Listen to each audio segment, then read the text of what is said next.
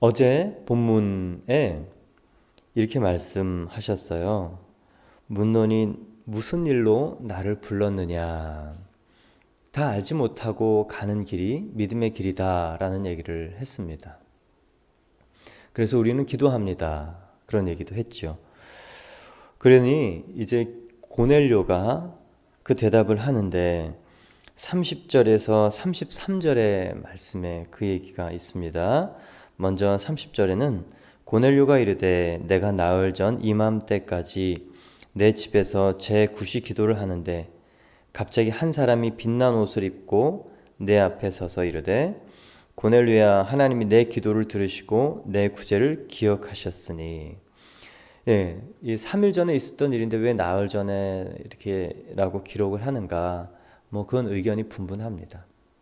근데 3일 전이든 나흘 전이든 이 팩트는 사실은 오후 3시에 기도하고 있는데 이 사람이 9시 기도, 3시 기도, 정시 기도를 하는 이방인이었다는 게 놀라웠고, 또 그때 갑자기 한 사람이 빛난 옷을 입고 나타났다는 것, 이게 놀라웠고, 고넬료에게 하나님에 대해서 알려주시는 말씀이 31절입니다. 고넬료야, 내 기도를 들으시고. 하나님은 어떤 분이신가? 고넬료의 기도를 들으시는 분입니다. 여러분, 하나님이 우리의 기도를 들으심을 기억하시기 바랍니다. 하나님은 이방인의 기도도 들으셨어요. 하나님은 누구의 기도도 들으시는 분이에요. 왜냐하면 이분은 모든 사람에게 향해 있는 열린 귀가 있으시기 때문입니다. 근데 기도에도 오늘 고넬료는 무슨 기도를 했을까? 무슨 기도를 했길래 정말 하나님이 이 천사를 보내시고 그리고 천사를 통해서 베드로를 보내시는 그 일을 만드셨을까? 그러면서 생각해 봅니다. 하나님은 모든 기도를 들으시지만 원하시는 기도가 있구나. 바라시는 기도가 있구나. 뜻이 하늘에서 이루어진 것처럼 땅에서도 이루어지다라고 기도하라고 한, 하나님이 원하시는 기도를 하는 것이 중요하구나. 모든 사람, 모든 민족, 어느 시대 사람은 다 부르짖어요. 간구합니다. 그러나 그 내용이 중요하다는 것, 오늘 보게 됩니다. 또 하나님은 어떤 분이신가? 내 구제를 보았다. 우리의 행위를 보시는 분이십니다. 우리의 일거수일투족, 또 우리의 이 선행, 또 우리가 은밀한 이 선행뿐만 아니라 은밀한 악행도 보시고 아시는 분이시다. 그래서 하나님께서 이렇게 얘기하시는 거예요. 고넬료야, 내가 널 기억하고 있다. 하나님이 우리를 기억한다.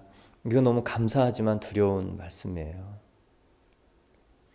어떻게 나를 기억하실까? 사랑하는 주와 그리스도 교회 성도 여러분, 오늘 나는 어떤 기도로 하나님께 올려드리는가? 또 나는 어떤 행위로 하나님이 보시고 주목하실까?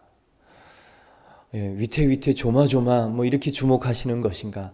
와, 하나님께서 두루 감찰하사 전심으로 자기를 향하는 자를 발견하는 그 놀라운 주목으로 나를 주목하실까? 그리고 그것들이 하루하루 쌓여서 나를 어떤 사람으로 기억하실까? 오늘 우리가 하나님 앞에 살길 바랍니다. 이 고넬료는 이방인이었지만 신전의식, 코람데오, 이 마음이 총리 요셉이 된 그 요셉처럼 이 마음이 이방인에게도 있었듯이 오늘 우리가 이 마음으로 하나님 앞에 살길 바랍니다. 그래서 사람을 요바에 보내어 베드로라 하는 시몬을 청하라. 그가 바닷가 무두장이 시몬의 집에 유숙하고 있느니라 하시기로 내가 곧 당신에게 사람을 보내었는데 오셨으니 잘하였나이다. 잘 오셨습니다. 감사합니다. 친히 와주시니 너무 고맙습니다. 그런 얘기예요. 이제 우리는 주께서 당신에게 명하신 모든 것을 듣고자 하여 다 하나님 앞에 있나이다. 고넬료의 믿음에 우리가 또 한 번 놀라는 것은 무엇냐? 이 사람은 천사가 나타난 환상을 보았어요. 그런데 이 사람이 주목했던 것은 무엇이냐? 메시지예요. 메시지. 모든 것을 듣고자 하여 하나님 앞에 있습니다. 서 있는 사람은 베드로예요. 그러나 이 사람이 하나님의 사람이라고, 또 하나님이 보내준 사람이라고 믿고 이 사람이 하는 말을 하나님의 말씀으로 받으려는 것. 이 고넬료가 정말 볼수록 놀라운 거는요, 하나님 마음 안으로 쑥 들어가는 사람이라는 거예요. 이 사람은 어떤 기도를 했을까? 제가 참 놀라워요. 오늘 다시 생각하게 돼요. 이 사람은 어떤 기도를 했었길래 그 기도에 대한 하나님의 음성과 하나님의 뜻을 듣고 싶었을까? 그리고 하나님이 정말 기뻐서 왔다는 것을 볼 수 있잖아요. 베드로를 막 흔들어서 깨고, 베드로의 그 가치관과 가장 밑에 이 종교 신념 체계까지도 흔들으시면서 베드로, 이 사도들의 수장인 베드로를 보내실 만큼 이 사람은 어떻게 기도했을까? 여러분, 하나님 마음 안으로 쑥 들어갔어요. 하나님이 감격할 만한, 어우, 이 사람 봐라. 어우, 얘 봐라. 이 마음 안에 이런 게 있었구나. 놀랍다. 하나님이 놀라시게 할 만한 기도. 그 기도의 내용을 모르지만 이 사람이 기대하는 것 안에 그 기도의 내용을 짐작할 수 있어요. 이 사람이 기대했던 것, 기도했던 건 무엇입니까? 하나님의 뜻을 듣고자 하는 거예요. 놀랍습니다. 이제 베드로가 입을 열어서 34절부터 36절까지 하나님이 어떠신 분인가 설명합니다. 베드로가 입을 열어 말하되 내가 참으로 하나님은 사람의 외모를 보지 아니하시고 각 나라 중 하나님을 경외하며 의를 행하는 사람은 다 받으시는 줄 깨달았도다. 만유의 주 되신 예수 그리스도로 말미암아 평화의 복음을 전하사 이스라엘 자손들에게 보내신 말씀. 하나님에 대해서 세 가지를 설명해요. 베드로도 참 탁월한 설교가인 것이 오순절 성령 강림했을 때 유대인들에게 했던 설교는 요엘 설교부터 합니다. 유대인들은 이 구약의 요엘을 잘 알아서 자녀들은 예언할 것이요 청년들은 환상을 보고 아비들은 꿈을 꾸리라 하나님께서 성령을 부어주시기로 약속하셨고 다윗도 예언하신 그 부활의 예수가 바로 예수다라는 유대인 히스토리상의 주요한 그런 예언들을 들어서 설교를 시작하고 그리고 예수님의 십자가 부활을 전하면서 그 마음이 회심하도록 합니다. 또한 사내들인 공의원들에게는 예수님의 너희가 십자가 예수님 못 박았다. 하나님이 예정한 자인데 단도직입적으로 접근해 갑니다. 그런데 이 이방인 고넬료는요, 하나님에 대한 관념만 있는 사람이에요. 아직 예수님 몰라요. 첫 번째, 하나님에 대해서 어떻게 얘기했냐? 내가 참으로 하나님은 사람의 외모를 보지 아니하는 줄 아시고. 베드로가 깜짝 놀란 거예요. 외모를 본다는 것은 무엇이냐? 우리의 외양을 본다는 것을 넘어서 인종적, 민족적 그런 이 구분 관계없다라는 겁니다. 베드로는 이 민족주의, 또 이 유대교적인 이 세계관으로 사람을 보았습니다. 근데 보니까 하나님은 그 구별이 없으시다는 걸 알았어요. 한 사람의 하나님의 개념이 여기서 갑자기 바뀌죠. 하나님께서 우리에게 충격을 주시고 환상을 통해서 또 예언을 통해서 또 만남을 통해서 성경을 통해서 사건을 통해서 하나님이 어떠한 분인가를 알려주십니다. 그리고 베드로가 하나님은 민족적, 인종적 구별 없이 그 사람의 중심을 보시고 기도를 들으시고 또 만나주시는 분인 것을 깨달았어요. 한 사람, 베드로가 가지고 있던 신의 개념이 완전히 바뀌어요. 결정적으로 바뀝니다. 유대인은 가장 밑바닥에 선민의식이 있었어요. 구별됨 의식이 있었어요. 그래서 이방인은 하나님이 만나주시지 않는다라고 생각했어요. 오늘 이 신에 대한 개념이 바뀌어요. 이게 어떻게 영향을 끼치냐면 사도행전 15장에 예루살렘 공의회가 있습니다. 이방인에게 전도를 했는데 이방인들이 먼저 유대인이 되는 할례를 받고 난 다음에 예수님을 믿어야 된다. 그냥 예수님을 믿으면 구원을 받는 것이 아니고 유대인이라는 할례 의식 플러스 예수님 믿음, 이게 구원을 얻는다. 이게 맞는가의 재판에 바울과 바나바가 이제 이렇게 그 의제를 올리죠. 근데 7절에 바울과 바나바의 얘기를 들은 베드로가 일어서서 이렇게 얘기해요. 많은 변론이 있은 후에 베드로가 일어나 말하되 형제들아 너희가 알거니와 하나님이 이방인들로 내 입에서 복음의 말씀을 들어 믿게 하시려고 오래전부터 너희 가운데서 나를 택하사 또 마음을 아시는 하나님이 우리에게와 같이 그들에게도 성령을 주어 증언하시고 믿음으로 그들의 마음을 깨끗이 하사 그들이나 우리나 차별하지 아니하시니라. 그런데 지금 너희가 어찌하여 하나님을 시험하여 우리 조상과 우리도 능히 매지 못하던 멍에를 제자들의 목에 두려느냐. 그러나 우리는 그들이 우리와 동일하게 주 예수의 은혜로 구원받는 줄을 믿노라. 한 사람에 대한 이 신의 개념이 바뀌었어요. 하나님의 관점으로 해석한 거예요. 자신의 전통의 관점으로 보면 이방인은 구원받을 수 없습니다. 그런데 하나님이 이 베드로에게 음식법의 환상을 통해서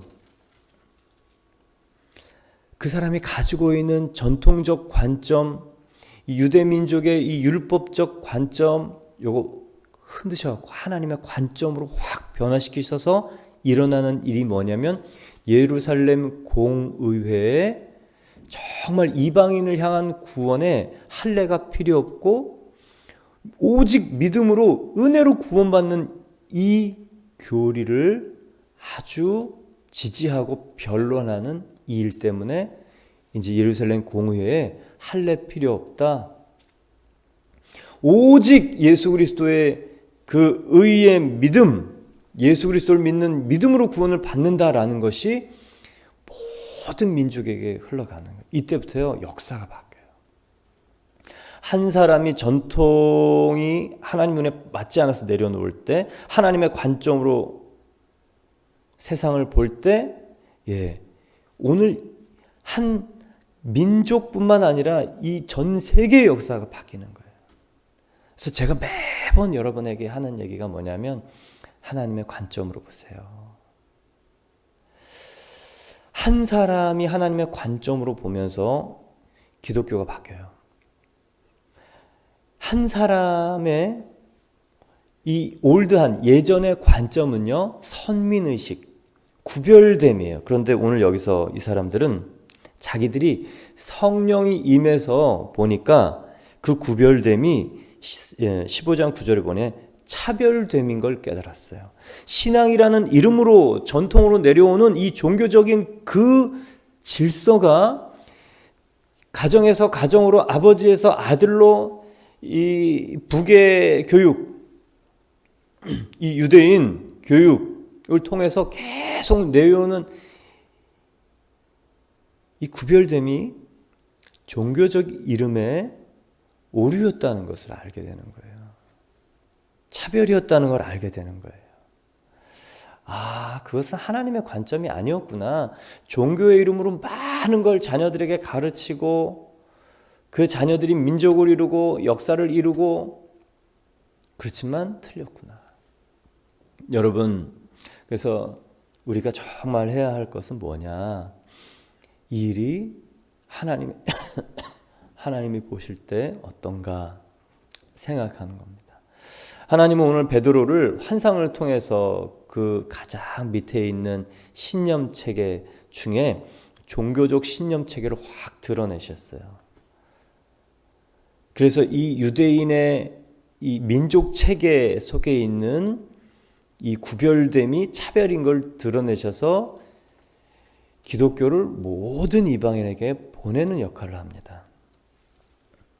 한 사람 안에도 마찬가지예요. 가장 밑에 깔려있는 이 하나님에 대한 개념, 신관, 요게 그대로 옆에 사람에게 전해지고 그대로 가족 체계의 규칙이 돼요. 그래서 한 사람이 정말 회복되고 하나님의 관점으로 변화되면 그 체계가 다 들썩들썩 갈등이 생기면서 회복되기 하는 거예요. 한 사람 베드로를 하나님께서는 흔드시는 환상을 했습니다. 우리 안에 밑에 깔려있는 이 가족, 이 신념 체계는 언제 드러나는가? 보통 갈등을 통해서 드러나요. 원치 않은 일을 통해서 내 안에 가장 밑에 깔려있는 것들이 훅 드러납니다. 그때가 하나님이 나한테 일하실 때라는 걸 기억하세요. 그때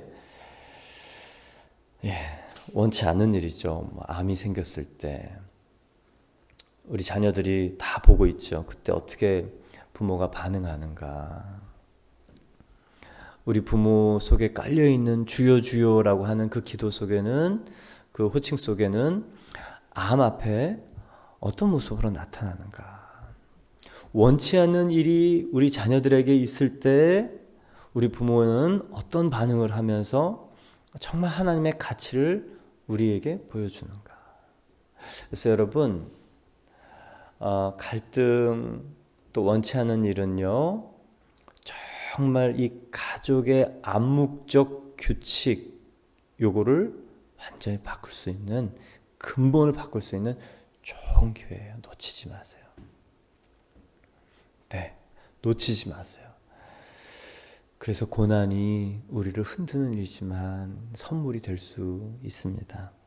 오늘 베드로 한 사람이 하나님 관점을 회복하면서 민족이 바뀌고 기독교 역사가 바뀌잖아요. 마찬가지예요. 네, 두 번째, 하나님은 어떤 분인가? 하나님을 경외하며 의를 행하는 사람은 다 받으시는 줄 깨달았다. 베드로가 깜짝 놀란 거예요. 각 나라 중에, 유대인 중에서만 그러는 줄 알았어요. 하나님이 그렇지 않구나. 하나님의 눈은 두루 펴져 있구나. 모든 민족 중에 하나님을 경외하며 의를 행하는 사람은 다 받으시는구나. 여러분, 하나님이 받으시는 사람입니까? 성경을 보면 마태복음 7장에 21절에 주여 주여 하는 자마다 천국에 가지 않겠다라고 얘기를 합니다. 주여 주여 하는 자마다 하나님이 다 받으시지 않는다는 것을 얘기해 주고 있어요. 우리의 행위도, 또 우리의 믿음도, 우리의 기도도 하나님이 받으시는 일이 되어야 된다. 세 번째, 만유주 되신 예수 그리스도로 말미암아 화평의 복음을 전하사 이스라엘 자손에게 보내신 말씀, 이것은 무엇이냐면 쉬운 성경으로 읽으면 이렇습니다. 하나님께서는 이스라엘 백성에게 말씀을 보내시고, 구약 예언이에요. 예수 그리스도를 통해서 평화의 복음을 선포하셨습니다. 하나님이 예언을 주셨고, 이스라엘 백성들, 그리고 예수님을 보내서 하나님과 인간 사이에 그 나뉘어진 것들을 십자가의 피로 하나로 만드셨습니다. 그리고 만유의 주로 번역된 이 얘기가 뭐냐면, 예수님은 모든 민족, 예수님은 모든 백성의 주님이십니다. 유대인의 주님이신 줄 알았어요. 근데 오늘 베드로가 깜짝 놀라요. 아니다. 하나님은 선민 유대인을 통해서 구약의 예언을 주시고 계시를 주셨지만, 하나님을 통해서, 예수님을 통해서 우리 인간이 하나님과 화목해 되는 것을 보여주셔, 그리고 그것이 모든 민족에게 적용이 되는, 예수님이 모든 민족의 주이신 것을 오늘 깨달았던 것이죠. 이제 베드로가 예수님에 대해서 조금 더 자세히 이 공생애를 설명합니다. 37절을 보면, 우리는 유대인의 땅과 예루살렘에서 그가 행하신 모든 일의 증인이라. 37절 잘못 읽었습니다. 죄송합니다. 곧 요한이 그 세례를 반포한 후에 갈릴리에서 시작하여 온 유대에 두루 전파된 그것을 너희도 알거니와 하나님이 나사렛 예수에게 성령과 능력을 기름 붓듯 하셨음에 그가 두루 다니시며 선한 일을 행하시고 마귀에게 뚫린 모든 사람을 고치셨으니 이는 하나님이 우리와 함께 하셨습니다. 예수님의 공생애를 설명하시는 거예요. 하나님에 대한 이야기로 시작해서 하나님이 예수님을 보내셨다. 그리고 요단강 세례 이후에 갈릴리의 모든 이 일들을, 유대 일들을 이게 가이사랴에 있는 당신도 알지 않느냐, 이게 굉장히 그 이슈가 되었던 일인 것 같아요. 그렇죠. 역사적인 실제적인 일이고, 죽은 사람들을 막 일으키고 병든 자를 일으키고 또 귀신을 막 쫓아내는 그 일들이 작은 시골 갈릴리 시골에서 일어났지만 이 정말 사람이 할 수 없는 하나님만이 하실 수 있는 그 일은 전파되게 되어 있다. 그래서 정말 생명이 있으면 사람이 찾아갑니다. 이런 비유는 조금 그렇지만 맛집이 길가에 있어도 안 가는 집이 있더라고요. 근데 뭐 시골 저기 어디 뭐 산골짜기에 있는데도 사람들이 어떻게 다 갈고 찾아가요. 맛있으면 찾아가더라고요. 마찬가지입니다. 정말 그 예수 그리스도의 이 생명력이 전파된 것이죠. 그리고 그 이유에 대해서 설명하는 게 하나님이 나사렛 예수, 왜 나사렛 예수라는 이름을 굳이 붙였는가? 실제적이고 역사적이고 이 출신 지방이 명확한 사실적인 일이라는 것을 강조하고 있어요. 나사렛 예수에게 성령과 능력을 기름 붓듯 하셨음에, 저는 오늘 이 말씀이 참 좋아요. 하나님 저한테도 늘 성령과 능력을 기름 붓듯 부어주셔서 그 기름 부음이 있는 사람이 되면 좋겠습니다. 구약에는 선지자, 왕, 제사장에 기름 부어서 하나님이 원하시는 일을 하게 했어요. 기름 붓는다는 것은 미션을 주는다는 거예요. 하나님이 그 일을 위임한다는 얘기입니다. 하나님이 그 일을 할 때 필요한 모든 것들을 공급하시고 책임지신다는 것입니다. 여러분 이 아침에 또 우리가 기도할 때 기름 부음을 또 구하길 바랍니다. 그러면 어떻게 되는가? 두루 다녀요. 가만히 못 있어요. 막 전화하고 사람들 만나고. 어제 교회에 오신 집사님 한 분 저한테 이렇게 물으시더라고요. 목사님 나중에 대면 예배 되면 전도하러 나가나요? 그래서 저는 대답을 좀 꺼렸어요. 이분이 조용한 성격이고 샤이하셔서 전도하러 나가면 저 부담됩니다. 그런 얘기 하실까봐 대답을 안 하고 좀 가만히 있었는데 그분이 그러는 거야. 목사님 막 전도하러 나가고 싶어요. 막 가서 전도하고 싶어요. 여러분, 이게 성령의 사건이에요. 어떤 사람에게는 10년, 20년 교회를 다녀도 이런 마음이 들지 않고, 어떤 사람에게는 이 선한 능력이 부어져서 다른 사람을 향하는 마음이 막 임해오고, 그래서 막 사람들을 찾으러 다니고 전도하고 가르치고. 저는 저희 교회가 벌써 그런 얘기가 나오는 거 보니까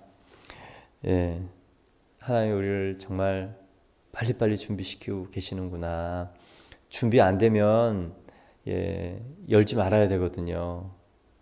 준비 안 됐는데 열어서 다 엉망이 되면 그 정말 못할 짓인데, 하나님께서 한 사람 한 사람 또 이렇게 만지시고 회복시키시고 성령과 능력으로 충만케 하시는 일들이 나눔 속에 이렇게 보이니까 참 감사해요.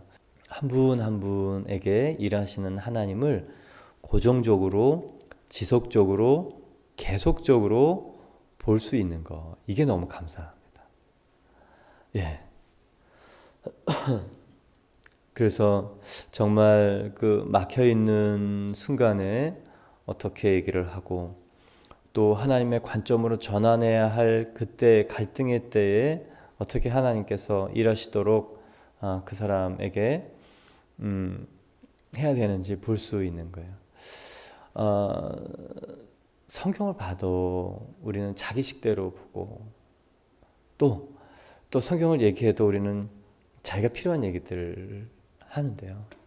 그래서 이 밀착 양육, 왜 예수님이 12제자를 선택해서 가르쳤는가?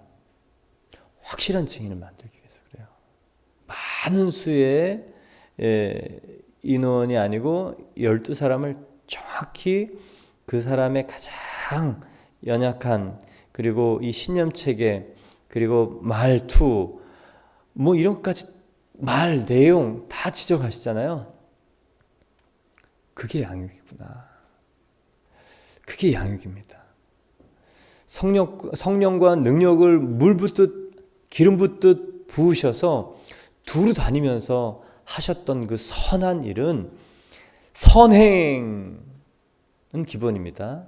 그러나 하나님의 마음에 맞도록 그 사람을 고치는 일이에요. 하나님의 마음에 맞도록 그 사람의 이 살아온 인생 가치관, 또 목적, 그리고 반응하는 반응력, 반응의 이유, 이것들을요 다 고치는 일입니다. 그래서 양육은 사람 씨름 반드시 있어요. 근데 감사한 건 뭐냐면 성령이 함께 하셔서 보증해 주신다는 거예요. 네. 그리고 마귀에게 눌린 모든 사람을 고치셨습니다. 이유는 뭐냐? 하나님이 함께 하셨기 때문이다. 능력을 주세요, 은사를 주세요가 아니고 정말 우리에게 중요한 것은 무엇이냐? 하나님이 나와 함께 하시는가? 아모스 3장 3절을 보면 두 사람이 마음이 맞지 않으면 어떻게 동행하겠느냐? 이 하나님과 마음이 맞아야 하나님이 나와 함께 하시는 것이잖아요. 그래서요, 우리가 부단히 계속적으로 해야 될 일은 무엇이 하나님의 뜻이지?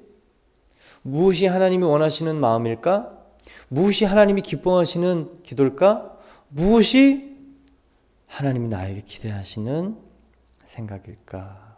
거기다 나를 맞추는 거예요. 이제 39절에서 43절을 보면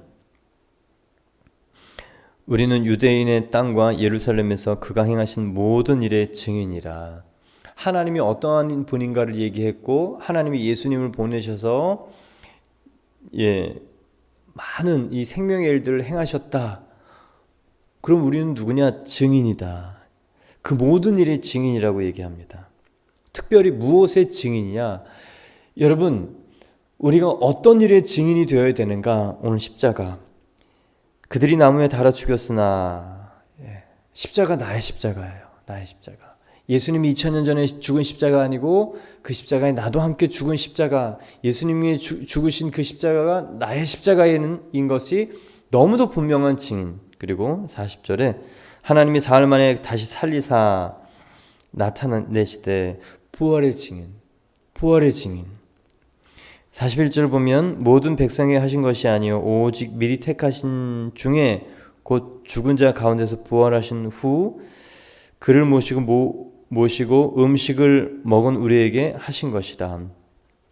십자가는 모든 사람이 보는데 공개적으로 죽으셨어요. 다 나타내셨습니다. 근데 부활은요, 고린도전서 15장에 보면 500여 형제 그리고 12사도 또 몇 사람에게만 보이셨어요. 오늘 그 이유를 좀 설명하고 있습니다. 42절에 우리에게 명하사 백성에게 전도하되 하나님이 살아있는 자와 죽은 자의 재판장으로 정하신 자가 곧 이 사람인 것을 증언하게 하셨고 그에 대하여 모든 선지자도 증언하되 그를 믿는 사람들이 다 그의 이름을 힘입어 죄 사함을 받는다 하였느니라. 왜 예수님은 부활 후에 이 12제자 40일 동안 제자들을 가르치시고 또 이 제자들하고 먹고 마셨다는 얘기를 하시고 많은 사람에게 나타내지 않고 한정적으로 나타내셨는가? 철저한 증인이 필요한 거예요.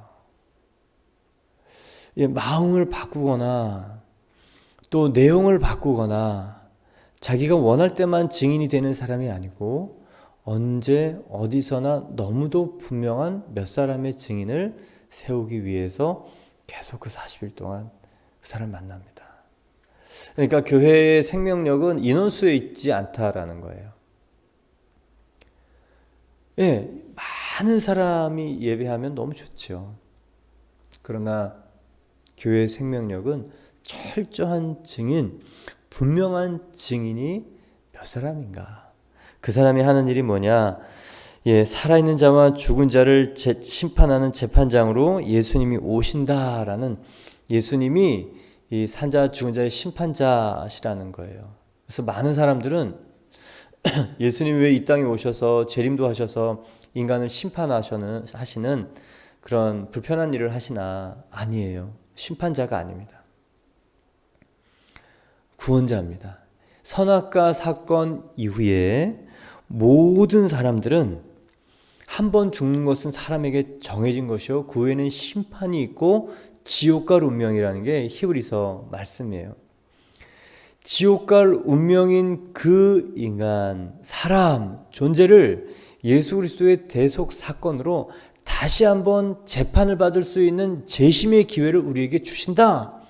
그 얘기를 전하라 라는 것입니다. 그래서 예수님으로 인해서 죄사함을 받은 자는 영생천국, 다시 기회를 주시고 재심을 했지만 예수님으로 인해서 죄사함을 받지 않은 사람은 영벌지옥이라는 말씀입니다. 오늘 사도 베드로가 이 고넬료 가정에 가서 마지막 설교를 합니다. 그래서 이제 이 사람들이 내일 이제 이 세례를 받습니다. 한 사람이 하나님의 관점, 경험, 그리고 신앙의 이름으로 했던 이 선민, 이 구별됨, 이것도 내려놓고, 이게 성령 받으니까 차별이었다는 것들을 알았다는 거예요. 신앙의 이름으로 썼던 수많은 이 종교적인 일들이 옳지 않았던 것을 깨닫습니다. 이게 깨달아지는 게 은혜고 성령의 사건입니다. 하나님의 관점을 회복하면서 이방인에 대한 구원, 그리고 이 일이 나중에 예루살렘 종교 첫 번째 종교회의 때 베드로가 이 변론하는 아주 중요한, 기독교가 외부 이방 세계로 전파되는 결정적인 일. 그래서 한 사람이 중요합니다. 한 사람이 하나님의 관점을 해석하는 것이 중요합니다. 베드로는 사도들의 수장이었어요. 그 집단에 영향력 있는 사람이 완전히 변하는 것. 이게 하나님의 영적 전쟁의 그 방법입니다. 가정에 영적 전쟁을 할 수 있는 사람이 하나님의 관점으로 변해야 돼요. 회사에 정말 한 사람이 변하면 그 사람을 영향력 있는 사람 만나게 하고 변화시키게 하고 또 그렇게 합니다. 사랑하는 주와 그리스도 교회 성도 여러분, 오늘 베드로처럼 저 여러분이 과거, 경험, 전통, 그것보다 하나님에 대해서 깨달아가고 알아가고 새로워지면서 완전히 구조 자체를 바꾸잖아요. 규칙 자체를 바꿉니다. 그래서 하나님은 언제나 사람을 통해서 일하십니다. 오늘 저와 여러분이 정말 하나님의 관점이 정말 훈련되어서 하나님의 뜻이 하늘에서 이루어진 것처럼 땅에서도 이루어지게 만드는 고넬료의 기도를 하는 저 여러분 되기를 축원합니다. 우리 함께 기도드리겠습니다.